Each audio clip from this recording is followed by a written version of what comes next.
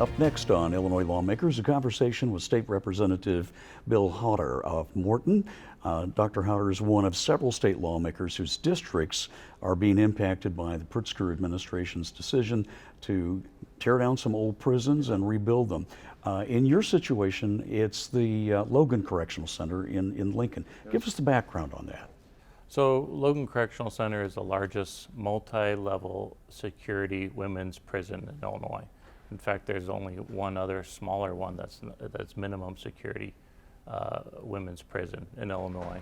So it's been around for a long time, and it is in need of repair. There's no question it's in need of repair, and we admit that.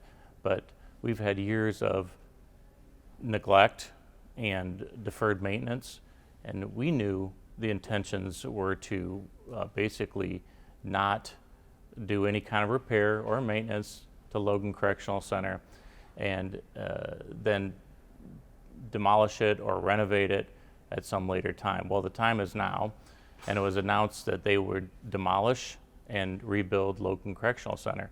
Well, that was very confusing, because when they say we're going to demolish and rebuild Logan Correctional Center, we all agree to that. But what they were referring to, they were going to demolish and then build somewhere Logan Correctional Center. Well, we found out that it's at Stateville. And what was the administration's rationale, their consultants' rationale for moving it and rebuilding there? Well, you know, it's been a moving target, really, Jak. You know, we've asked them that, and at first it was, well, we need a location that's closer to the population center, and then they said, well, you have a women's prison that's close by, but it's a smaller and minimum security. So then it was, well, there's a more diverse workforce up in Will County, and then they said, well, there's a better offering of programs, both vocational and educational programs.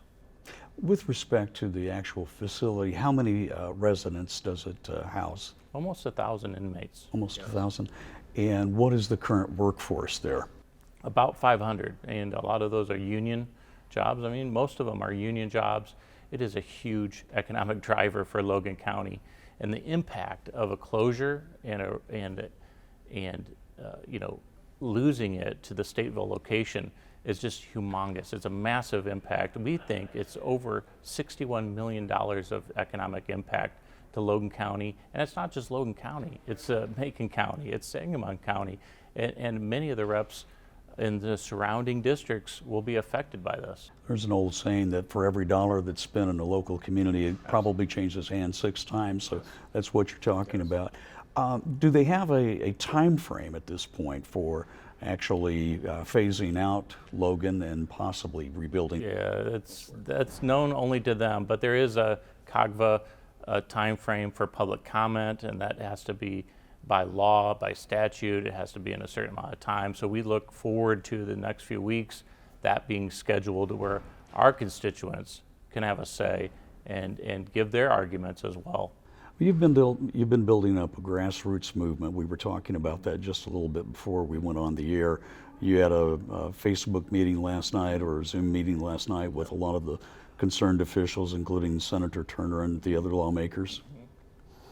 Yeah, no, it was a good event last night. We had a large online Facebook online event, and then we have a Facebook page, and then we have the constant contact with the Department of Corrections and the governor's office. But we really look forward to public comments where people can be in person with the administration and the Department of Corrections and really give their opinions. In the last minute or so that we have, the Committee on Government Forecasting and Accountability has till, mid-June to make a recommendation on this, so you're kind of under the gun at the moment. Yeah, and that recommendation is just a recommendation. And, you know, we realize that this is a very political process. We have our arguments. We have great arguments, not only the impact, but the ecosystem is there, the infrastructure is there, the land is there, the cost of living is lower, the cost of rebuilding is lower, the cost of labor is lower. It's a central location. I mean, there's so many arguments, but it comes down to politics. And COGFA, as you know, is made up of politicians. Indeed it is. Representative Hauter, thank you very much for your time on Illinois Lawmakers. Really appreciate it.